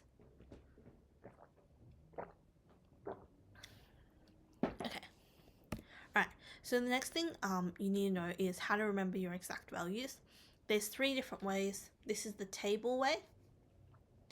Okay, so table way. So if we look at this, this is what it's going to be. So this is an angle of 0. This is going to be an angle of pi on 6. This is going to be an angle of pi on 4. It's going to be an angle of pi on 3. And this is going to be an angle of pi on 2. So just remember, those are the key angles you need to remember. There's 3 different ways. 1, the hand method. 2, table. 3, triangle. This is my preferred method because it's the least memorizey. People do use the hand method as well. Look up a video on YouTube. It's quite beautiful. You basically just like count over the fingers and then count backwards to kind of figure out what's going on. So it's also quite good, but you just need to remember the order of the angles quite specifically. Table is good, especially if you're regurgitating a lot of numbers that you need to use. But I find, so the 2 triangles that for this are the first triangle, which is the 1, 1, root 2 triangle. So that's the pi on 4 triangle. And the other triangle is the 2, 1, root 3 triangle, which is the pi on 3, and this one is pi on 6. And using the triangle, you basically use SOHCAHTOA to find out what each of them are. Cool. Alright, so solving. There is 2 kind of different ways to talk about solving. So the easiest way is to rearrange for a simple equation. So what you're going to try and do is put everything outside of your sine, cos, tan to the other side. So you're going to chuck everything onto the other side. Then what you're going to do is try and find the base angle. So what angle would correspond to the value on the other side? Now, for sine and cos, you want 2 solutions. And why you want 2 solutions is if we consider sine, right? The 2 solutions are located, they're located here and here. And for cos, it's located here and here, right? Because sine, if we think of the one, it's ASTC. So you can do cast for the ones which are positive. Alternatively, you can look at which side's positive, which side's negative, x-axis, y-axis as well. So if we consider sine is positive in those 2, cos is positive in those 2. And we can kind of see like the actual like solutions, they're not evenly spaced from each other. So that means for cos and sine, we need to find 2 solutions per cycle versus tan, because the positive solutions are here and here. So they're evenly spaced from each other. So that means that we actually don't need to do, that's why our period for tan is only pi rather than 2 pi, because it actually is evenly spaced compared to these 2. So we need to find 2 solutions for sine and cos. Alright, so then you do a quadrant check, which quadrant it is, and you can find two solutions for between 0 to 2 pi, and then you just add or plus or minus 2 pi until to fill out the domain, and then you can solve for x. Alternatively, you can kind of skip this step and just solve for x first, and then what you do is you add whatever their period is. So add period. So if their period was 2 pi and 3, you add 2 pi and 3. If their period was pi and 4, you add pi and 4. If their period was 2 pi, you add 2 pi. So let's have a go at doing that. So this needs to be solved over an interval of 0 to 4 pi. Alright, so the first step, we're going to move everything around the sign to the other side. So that's going to be sine x will just equal to a half. Now a second step is to find the base angle, which means we need to refer back to what we were kind of looking at before, so the triangle. Right. And we identified that we want the 1, 2, root 3 triangle here, so 2, 1, root 3. So that's going to be up high on 3, and that's going to be up high on 6. And remember, this triangle is just derived from an equilateral triangle with 2, 2, 2 on each side. Okay, so what we can see here, that's 1 over 2, and we want sine, right? So 1 over 2 would mean it needs to be the opposite of whatever it is. So 1 over 2, that means that it needs to be pi and 6. So our base angle is pi and 6. Alright, let's do our circle next. So in terms of our unit circle, we're going to think it's here and here, right? Because we're thinking these are the areas which their y coordinate is positive, so that's where sine is positive. So the two angles we're going to be thinking of is pi and 6 and pi minus pi and 6, right? So that's x equivalent to that. And we'll have x equivalent to pi and 6 and 5 pi and 6. Okay, cool. Now we need to check for the domain. So those two solutions are in domain, happiness. So if we check minusing, that would become negative 11 on pi and negative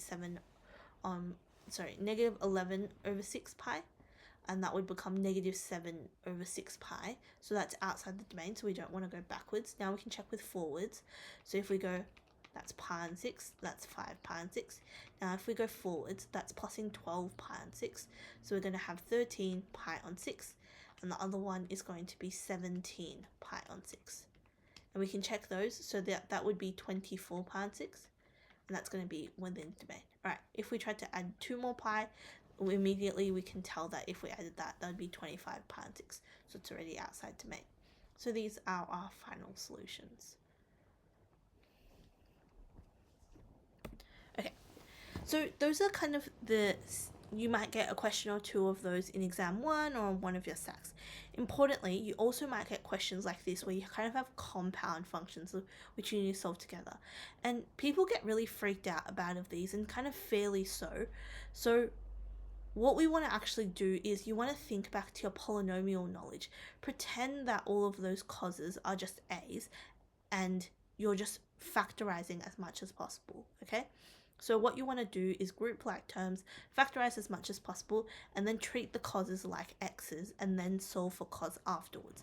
And it's going to apply the same way when you have an exponential as well. Sometimes you'll have something like e to the 2x plus, I don't know, 5e to the x minus 3 or something, and you'll freak out and the first time you see it, and then you won't freak out after that, because all you need to do is just sub in a equals e to the x, and then it just turns into a quadratic which you can solve, and then you can kind of revert backwards after. And it's the same for kind of these circular functions. So whenever you see something a bit unfamiliar and it's in exam 1 and you know, oh, I can't use my calculator for this, there's going to be some method where you kind of replace one of the factors to make it more comfortable and to make it something you know better. Cool. Yeah, and never divide out factors, just in general, not just in circular functions, just in general. You will lose solutions. You can always remove solutions after and say, oh, this is why I'm removing it, but you can't just like kick them into space, outer space, and not tell why we're kicking them out into outer space. Okay, so general solutions are a way also to represent circular functions, and there is formulas for general solutions which can be given in like your books and stuff, so you can have a look at those. I personally don't find them like they're good, right? But I didn't use them that much in VCE. I kind of just build it up a different way, and I always found that worked out better because it just made a little bit more sense to me. But you can see which one works better for you, whether you prefer the formula more or you prefer this method more. It's kind of up to you what you want to use. And because of the cyclic nature of the unit circle, we can really get infinite solutions. And that's why we go for general solutions. So if they don't give you a domain, they're asking you to find the general solution. Okay, cool. So it's asking us to find the general solution of cos x equals to tan x. Alrighty, so 2 cos x minus tan x. And why I'm taking it to the other side first is I want to avoid any incidence of me just randomly removing solutions. So that equals to 1. Alright, so the first thing I'm going to do is I'm going to rewrite this tan x as sine x over cos x. Right? And that's going to equal to 1. Now, what I'm going to do after this is I'm going to change this so this is all over the same, like just basically times everything by it. So I'm going to get 2 cos squared x minus sine x equals 2 cos x. Right? Cool. Then once again, what I'm going to do is just move everything to the other side. So 2 cos squared x minus sine x minus cos x. And that now equals to 0. Cool. So then what we can do after this is we can kind of consider like what we want to in terms of the grouping and how we can group the different things together, right? Because now we have our cos x's and we have our sine x's, all of these kind of all together now. So what we can do here is we have our 2 cos x squared. So just like for this previous question here, when we had our 2 sine squared x times cos x minus our cos x, right? What we can do here is we can kind of do something similar where we're going to try and take out the components that we already have, right? And we're going to try and take out like what we can see which is common between the two. So if we kind of move back onto this page, the first thing that we can kind of take out here is going to be our cos x, right? Which is going to revert us back to here. Wait, let me just rub that out.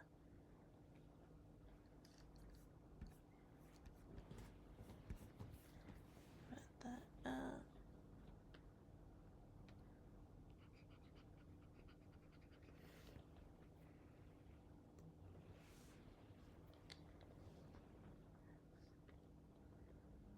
Okay, so what we're going to try and do here is, so we need our 2 cos x equal to be equivalent to our tan x. So let me think of a good way. Oh wait, yes. So a good way to do this is not to write 1 on the other side. Okay, oopsies, sorry guys. This should just be 0.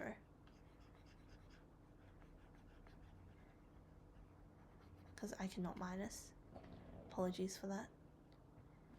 Alright, so let me just write in a 0 here. Because when we took tan to the other side, it should equal to 0, shouldn't it? Alright, so when we put that onto the other side, now we can times everything by that. That would still equal to 0. Okay, so now what we can do is, so we've got this cos squared x now is equivalent to kind of this negative sine x, right? So if we kind of consider this as cos x minus our tan x, and we have a look at our kind of unit circle, right? Oopsie. Why won't this work? Oopsie. Okay, I'll just use it on this side. Right away, for what we can actually tell from this one, using our knowledge from talking about minimal domains and stuff like that, is that cos x will not equal to 0, right? So we know that x immediately cannot equal to pi on 2 or 3 pi on 2, or basically, if we talk about in general solutions, it can't equal to 2 pi plus 1 over 2. Yeah. So then we kind of go back to this cos squared x minus our sine squared x equaling to 0, right? And we want to change this so it's something that we can deal with now, right? Because we have this cos squared x and we have this sine squared x, and we kind of figured this out already. So what we're going to do here is we're going to just plug in 1 minus sine squared x minus sine x equaling to 0. Because remember, cos squared x plus sine squared x equals to 1, and that's our Pythag theorem, which is really helpful, right? So if we removed kind of to get cos squared x by itself, kind of change that to the other side. So now what we're going to get here is 2 minus 2 sine squared x minus sine x equaling to 0. And we basically, like I talked about before, we now have this squared part, which is really hard to deal with.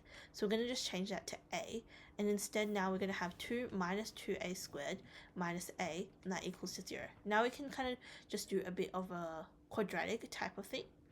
And what we're going to do here is we're going to say a is now equivalent to 1 plus or minus root 4ac, so b squared minus 4ac, so that's negative 1 squared minus 4a, which is negative 2, c, which is just 2, over 2a, which is negative 4. Right? So we get that. Alright, so then we get a equals to 1 plus or minus, and we can note that that's going to be negative 2 times 2, which is 4. So negative 4 times 4 is going to be negative 16, right? So that's going to just be 16, negative 16. And then what we're going to get here is that it's just going to be equivalent to, so 1 plus that is going to be 1 plus or minus 17 over negative 4, right? Okay, so you can also rewrite this as a squared plus a minus 2 as well, if we wanted to. Doesn't really matter either way, I guess. Alright, so then we get to this part, which makes life a little bit trickier, I think, because now we have this fraction. I definitely don't think this is something you probably can solve by hand. So then we can go to our trusty calculators to try and find what it's equivalent to. Algebra solve. And I know it kind of can seem a bit silly to revert to our calculators now, but sometimes we do need to get it into a specific form. And I think that this form was just not something that we could unfortunately do by hand. So let's plug this into our calculators.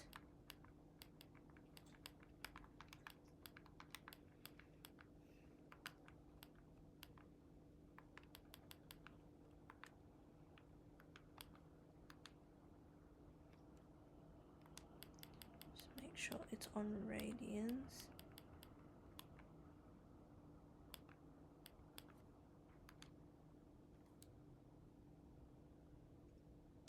Hopefully my calculator doesn't do the wheel of death, but it did give me a very approximate answer, which is definitely not a good sign. So it gave me that, let's try and just solve this so we can actually find what our thing is first. 2a squared plus a minus 2 equals to 0 for a. So yeah, so essentially it's giving us numbers which are like x equivalent to 0.895 ... and that's in radians, by the way, so however many of that, and then x equals to 2.24 ... So essentially after this step, if this equaled to like a half or something that was easy to do, you would just make it equivalent to sine x, and then you can solve from there. But unfortunately, because it is equivalent, so those are our two base angles, we can convert these to degrees, because it might be easier to work with. Well, it doesn't really matter either way. So the main thing is that we can see here that the period of this is just going to be 2 pi over 1. So it's just going to be 2 pi. So it's going to be whatever this is, plus 2 pi n, plus 2 pi n, because we're just adding the period, so it should be the same. Then we're going to say where n belongs to z. Cool. Awesome. So yeah, that's kind of how it works. if this was a nicer number, we probably could do it fully by hand, but because it was a bit of a gross number, we couldn't really do it by hand for the full process. But once you get to this step, if this, in a question which you can do by hand, you should get a half or something, or like a half, root 3 on 2, 1, root 2 on 2. That's really the only things you can really get. Cool. Alright, so in terms of graphing, the easiest thing, let's just talk through the graphing, kind of the steps. So the steps I like to talk about is do period amplitude, do a dotted line at the mean line, talk about where the mean and the max are. Then you determine the quarter or the step size, and you divide the period by 4.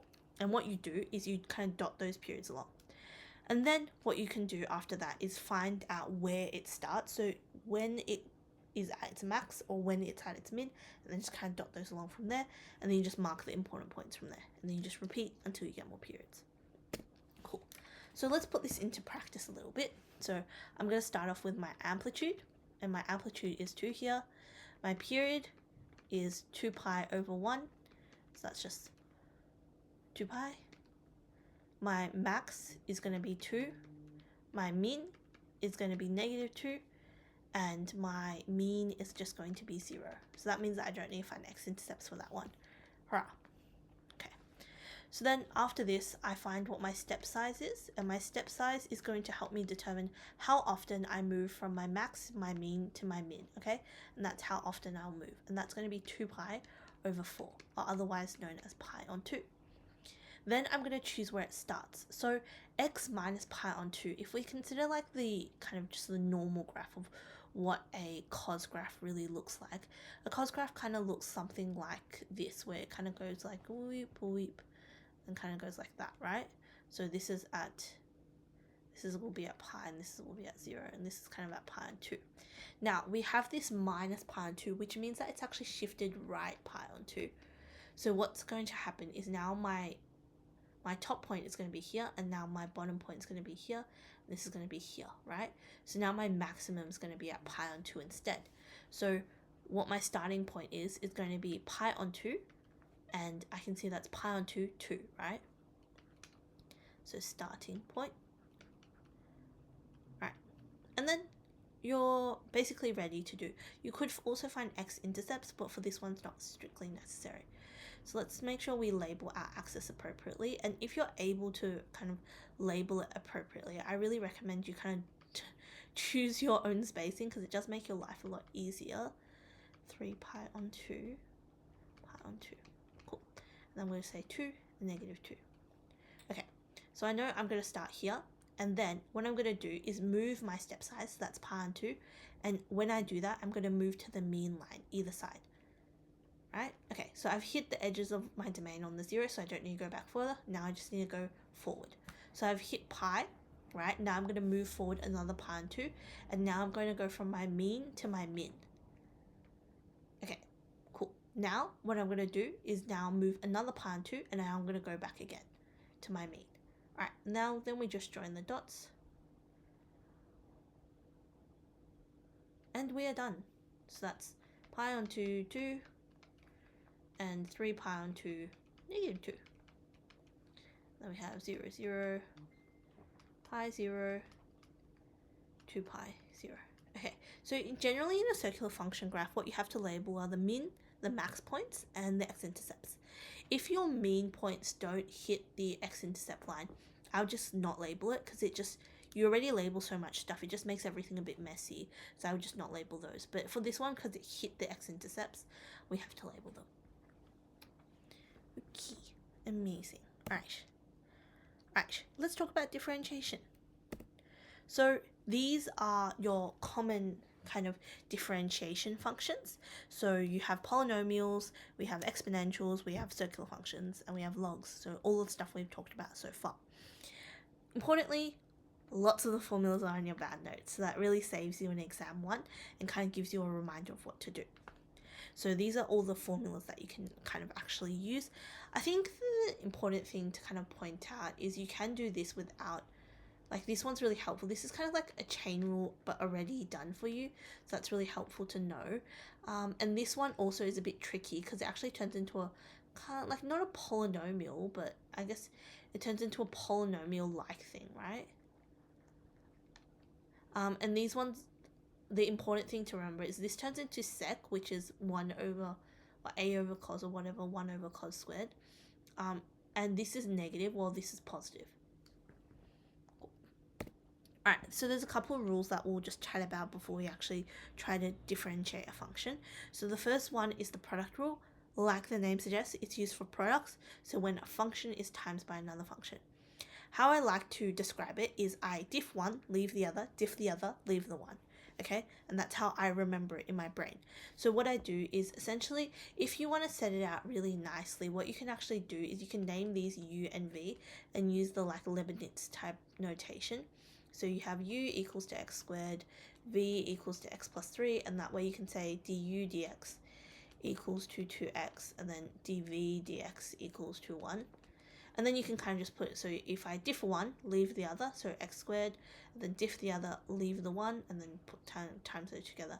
And then you kind of just make sure everything's simplified, so you get 2x squared plus 6x plus x squared, which is just going to equal to 3x squared plus 6x, and then you just leave it. So diff the other, leave the 1, diff the 1, leave the other, or diff 1, leave the other, diff the other, leave the 1. Essentially, you can also set it up like this and just do like a crisscross match as well. Cool.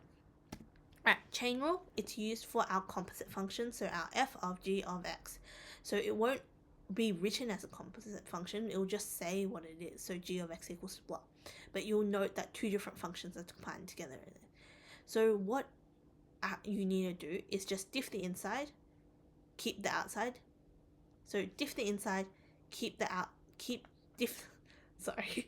the inside, diff the outside, keep the inside. So what you do is you leave the inside, pretend that it's inert, and you diff the outside, but then you can't just really do that because that means you're not really considering this a function, so you just diff whatever's on the inside as well. So you just need to care for both parts, so you care part 1, part 2. Cool. And I guess for this one, once again, you can also do like a u and v type situation as well if you want. Okay, so let's go through this one together. So we have cos e to the 2x, and hopefully you're saying that this one will be equivalent to your chain rule because you can kind of see that it's a composite function. So importantly, we kind of need to consider that. So if we look at this, we see that it's y equals to cos e to negative 2x. So we know that this is the inside and this is the outside, right? And I guess another way you can write, so if we have f of g of x, another way to write the derivative of that is f dash g of x and then g dash of x. So what we can do here is e to the power of negative 2x, that's just going to be negative 2 e to the power of negative 2x, and either x I really like because you just basically put whatever's in front of the x at the front. So that's diffing the inside. Now we diff the outside, keeping the inside the same. So cos diffs to negative sine, and that we just keep e to the negative 2x on the inside. Alright, so if we kind of simplify and just connect all of those together, we'll just get 2 sine e to the power of negative 2x e to the power of negative 2, e to the power, so 2 sine e to the power of negative 2x. That's all we need. Oopsies, sorry. Negative 2 e to the power of 2x sine e to the power of negative 2x. So it should be negative here. Cool. So yeah, just write it all together and just kind of simplify and clean it up a little. Okie dokie. Alright, so like I said, logs are a bit trickier, and this rule is super duper useful. So just make sure to kind of make use of that and have that in your formula sheet or bound notes in some form or some matter of form essentially. So you want to have this in your bound notes because this is useful for differentiation, yes, but it's super duper useful for integration especially because sometimes you'll have something like they'll be like integrate tan of x dx, right? And there's no like formula for integrating tan. So what you actually have to do is split it up into sine x over cos x, right? So this is anti-differentiation. And then once you do that, you can kind of see that it's basically in this form and you can just manipulate it from there. So when we have f of x, essentially we just need to go f dash of x over f of x. That also makes our differentiation easier as well, because the chain rule, remember, it's diff the inside and then keep the outside with the inside being the same. So it would just be f dash of x. And then because log ex is just 1 over f of x, it just works out to be simplified into this form. Alrighty. So let's give that a try now. So if fx equals to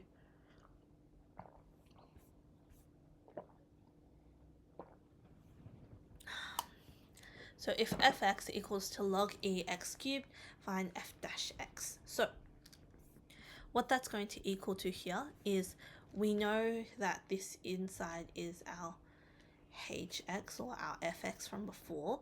So what we're going to do is diff the inside, which is 2x squared, and we're going to put that over the outside, which is just x cubed, which essentially we can kind of see that cancel out, so it's just 2 over x. So that makes it really nice, simple, clean. Alright, let's talk a bit about stationary points. So those are the rules itself and how we actually derive and do all of that stuff. So let's talk about how we actually can use our differentiation. So when we derive something, what we're trying to find is the gradient of the function, right? So when we find the derivative, a synonymous for that is we're trying to find the gradient.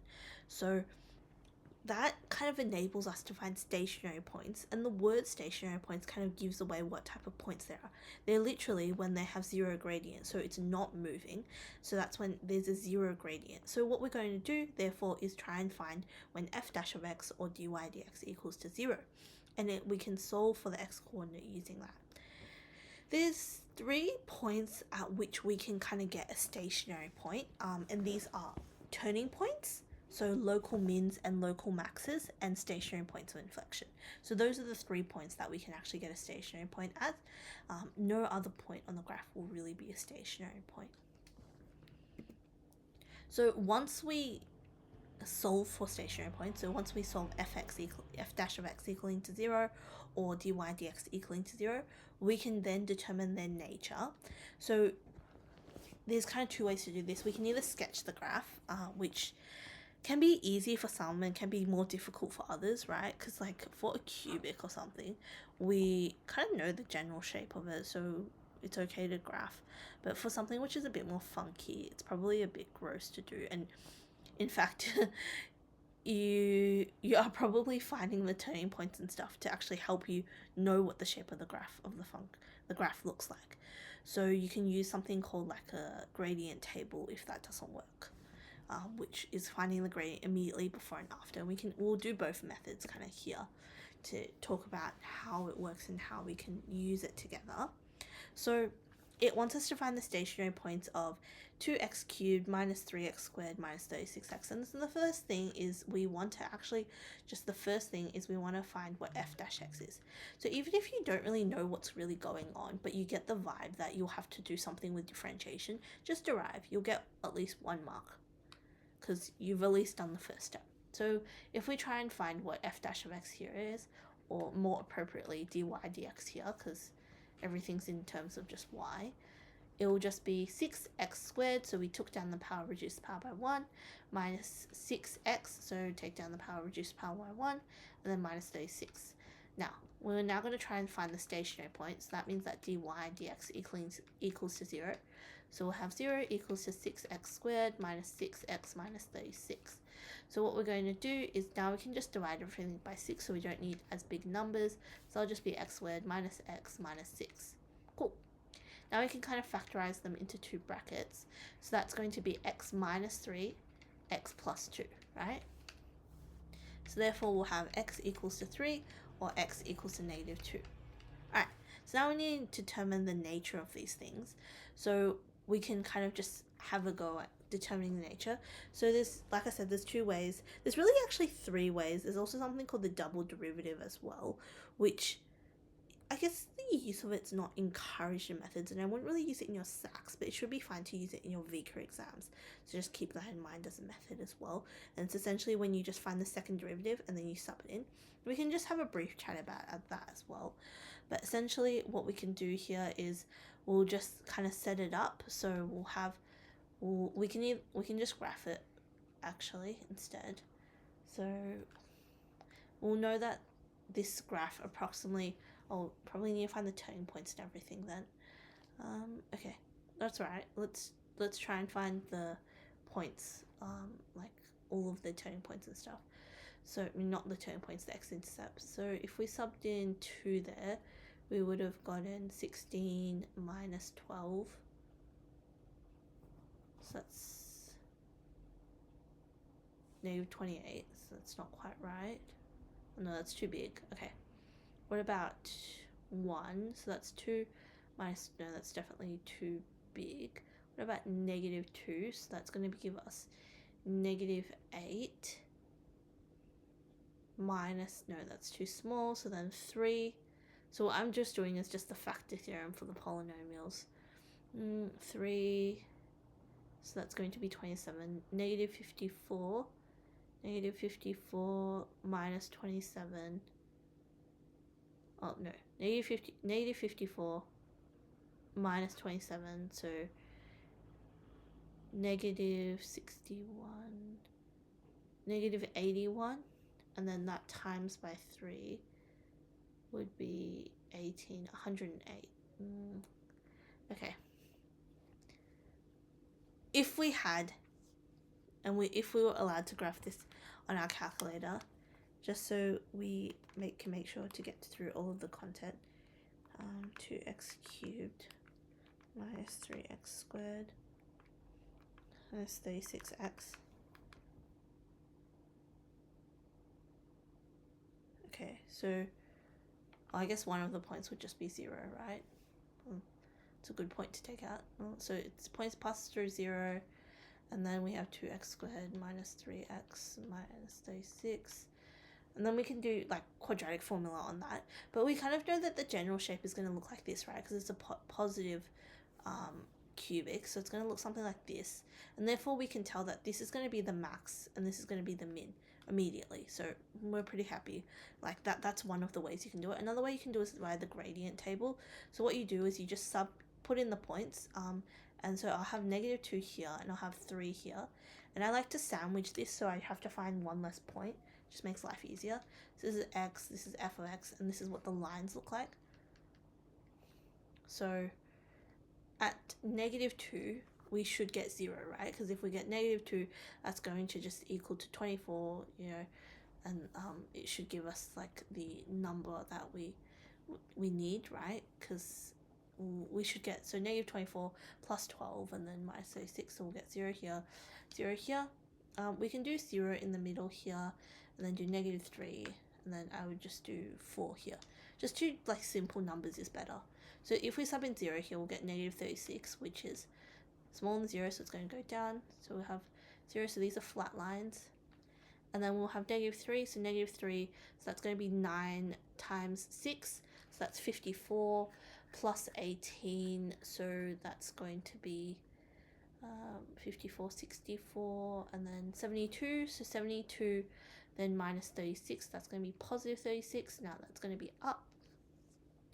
And then we're going to sub it in 4, so 4 squared is going to be 16, 16 times 3 is 48, so that's 96, so 96 then minus 24 is going to be 72. Once again, it's going to be 36 here, so it's going to go up as well, and we can kind of see down, down, down. So once again we get the local max and then local min as well. Cool. And then in terms of the second derivative, so f dash dash of x is going to just be equivalent to 12x minus 6. So if we sub in those 2 points, so negative 2, f dash dash of negative 2, that's going to give us negative 24, negative 30. So if that's smaller than 0, it's a local max. If it's bigger than 0, it's a local min. And if it's equivalent to 0, we don't really know, but it's a point of inflection of some sort. Cool. All right. Optimization problems are essentially like an application-y type of question. And essentially what they just want you to do is just maximize or minimize the quantity of something. So there's a lot of applications which involve this. The main thing is that we really need to be careful about finding the absolute maximums and absolute mins rather than local maxes and local mins. So what you essentially want to look for is 1, the local maxes and local mins, and then 2, the endpoints. So 1, local max, local mins, 2, endpoints. And that's really only the points you need to check. Okay, cool. So another application that you can have here is finding the angles between something. So it's just remember the relationship that because we're finding the gradient, and gradient is rise over run, i.e. tan. So if we just equate the gradient, so when we find the gradient by subbing in values into the function, we'll get m, and then we can just equate that to tan, and then from that, what we'll actually get is just the gradient of the function, which will kind of make our life easier, right? So we can just find it from there. Alright, so this one, find the angle from the positive direction of the x-axis to the tangent. Remember, it is always the angle from the positive direction of the x-axis. So whenever you find an angle, whenever you do a tangent, always from the positive direction of the x-axis. That's because the unit circle, remember, goes that way. Alright, so at -1, and you can see measured in anti-clockwise direction because of the unit circle. So f dash of -1 is going to be equivalent to -1 over root 1 minus 2 times -1, right? So that's going to be -1 over root 1 plus 3. 1 plus 2. Got ahead of myself. So that's -1 over root 3. Now, we're going to equate that to tan theta. And if we draw our little triangle here, we have root 3, we have 1, and we have 2. If we want 1 over root 3, that's going to equal to our pi and 6 because we want kind of our opposite over our adjacent, and it's going to be negative as well, which means that it has to be in this quadrant, right? Because we're talking about angles up to 180, and this is, I guess, a special circumstance where you use degrees. I feel like this is used more commonly here. So it's going to be in this quadrant, and it's going to be pi and 6, or otherwise known as 30 degrees. Therefore, this angle should be 120 degrees, right? So we're going to say theta is therefore going to be 120 degrees. Cool. All right. So then what we can kind of do here is we want to consider what else we want to do. Oh, sorry, not 120 degrees. What am I talking about? That's pi on. This is 30 degrees, so 150 degrees. Sorry, because it's pi on 3, meaning pi on 6, not pi on 3. So it's 150 degrees. So then what we can kind of consider here is so it will be essentially just be if we pretend that was a function, right? At that point, the gradient of the tangent would be going like this. So we'd have an angle kind of coming from there. Alright, in terms of angles between lines, you can use this compound angle formula used in Spec. Alternatively, you can also just look at the picture as well, but this formula is helpful. So it's m1 minus m2 plus m1, m1, m2.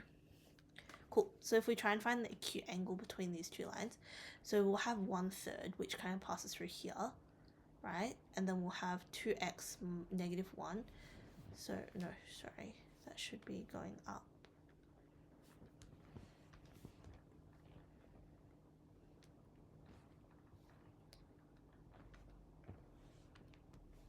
So it should be going, so we'll have 1/3, so it'll kind of be 1/3, 3, and it'll kind of vaguely look like this, and then we'll have 2x and -1.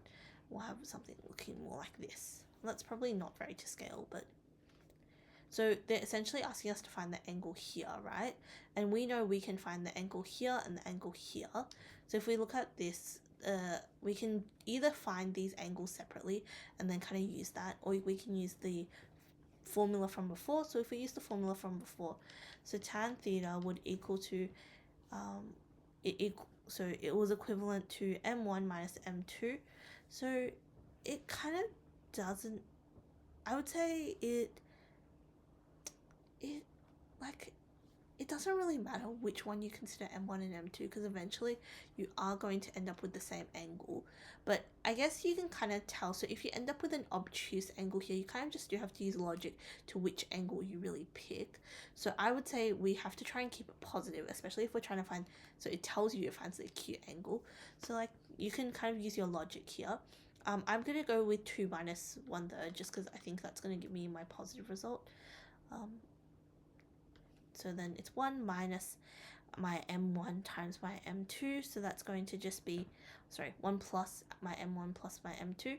So what I'm going to get here is that it's just going to be that it's 2 times 1/3. So that's going to equal to 2/3 over 5/3, right? So alternatively, that's going to equal to 2 over 5. So my theta is just going to equal to tan inverse 2 over 5, right? So this formula can be really useful in that manner. Cool. Okay, and that kind of wraps it all up. So kind of just to summarize, make sure you consider whether you want function rotation of the rules. Be careful of maximal domains. In terms of logs, be exacting and be careful with graphing near asymptotes. Don't flick up or away. In terms of circular functions, be systematic in finding solutions and graphing, and always just follow the clear steps, and you can find shortcuts once you're more comfortable with that. Differentiation, just try and identify the correct rule and then do any vibe that you need to differentiate, just differentiate because you might get a mark from it. And so just keep on trying different application questions, keep on having a go, and do exam style questions early on to kind of really adapt those exam environment questions and try and time yourself as well to be efficient. Cool. Alrighty, we shall wrap up there. Thanks everybody for listening. I will see you all around, and good luck with any aspirations you have, and good luck with methods.